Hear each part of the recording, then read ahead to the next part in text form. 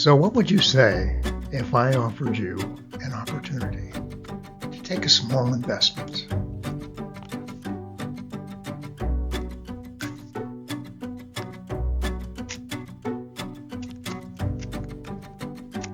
and turn it into big bucks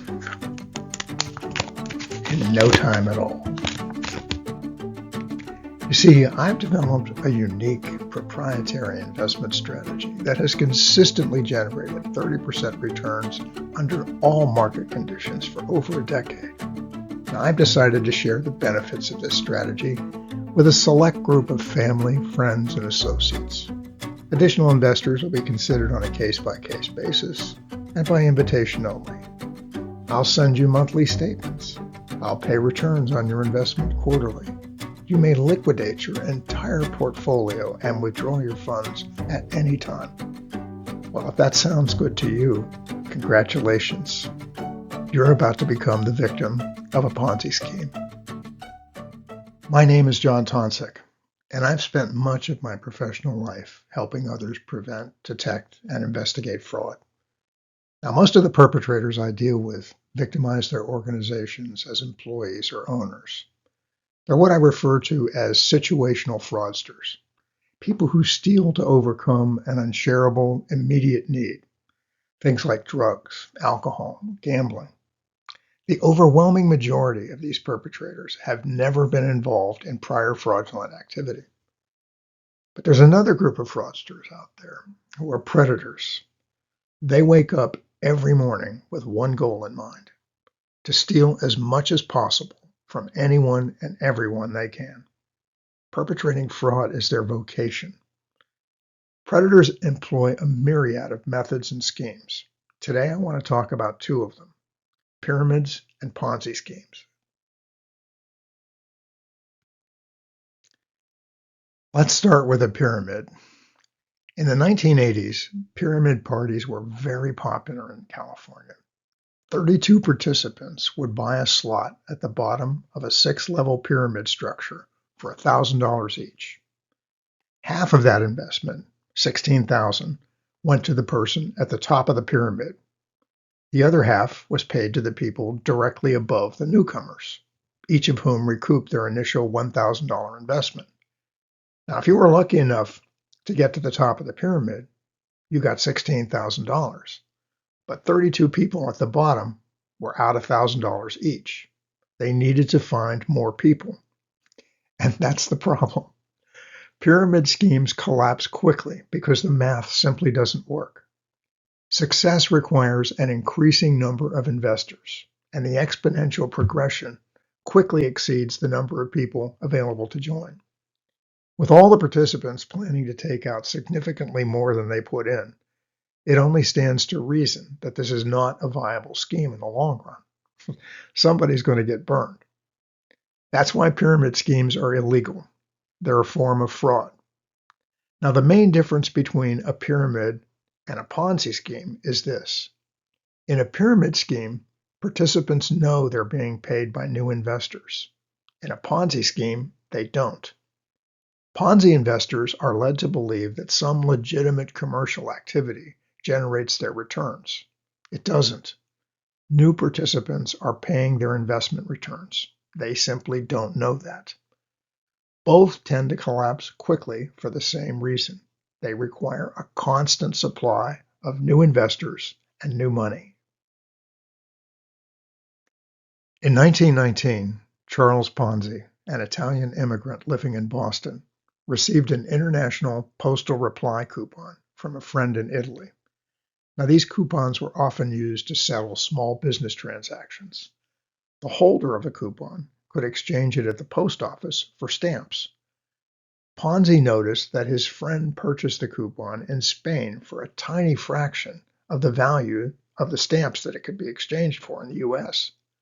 Seeing an opportunity for arbitrage, he conceived the idea to convert US dollars into Spanish pesetas, use the pesetas to purchase postal reply coupons, and then redeem them for postage stamps worth far more than their cost in the US.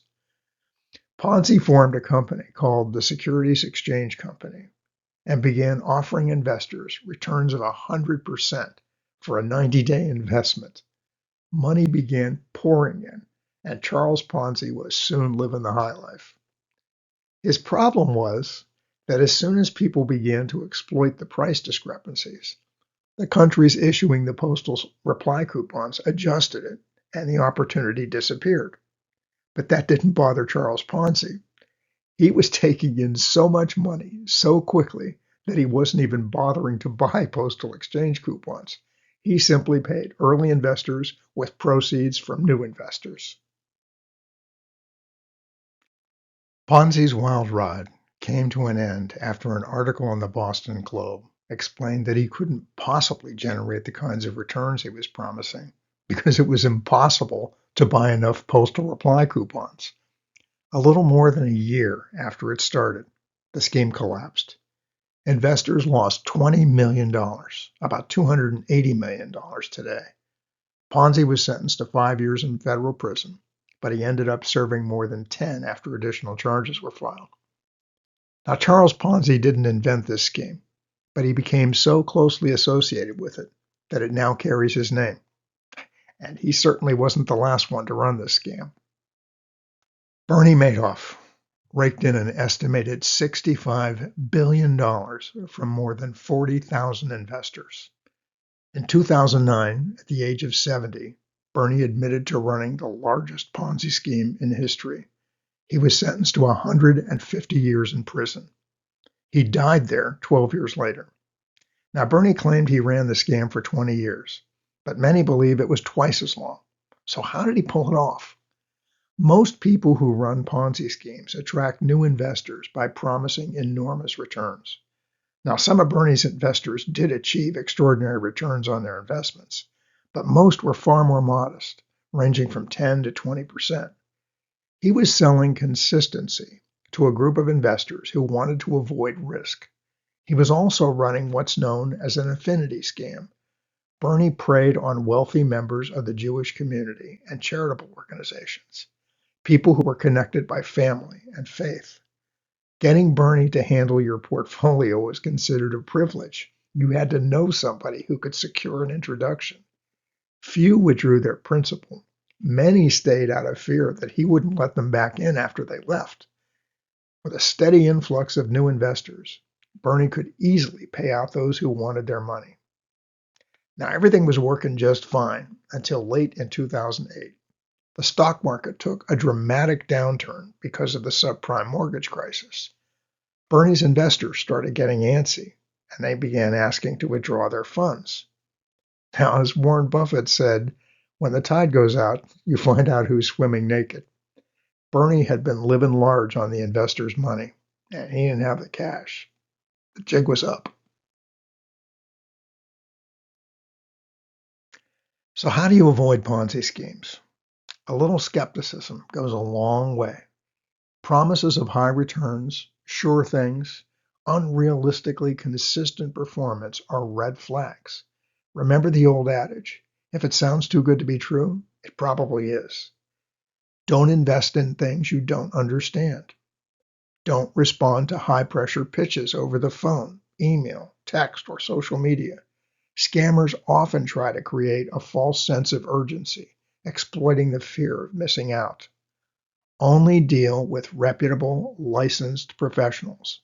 Don't rely on assertions or promises made by the people asking for money. Verify claims with reliable third parties like banks, stock exchanges, and regulatory agencies. Sources like BrokerCheck, offered by the Financial Industry Regulatory Agency, can tell you whether a person or a firm are registered to sell securities.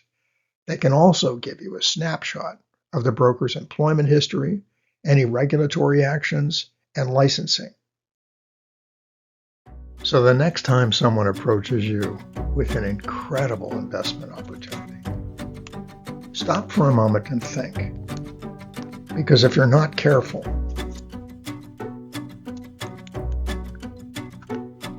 you could easily end up with nothing at all.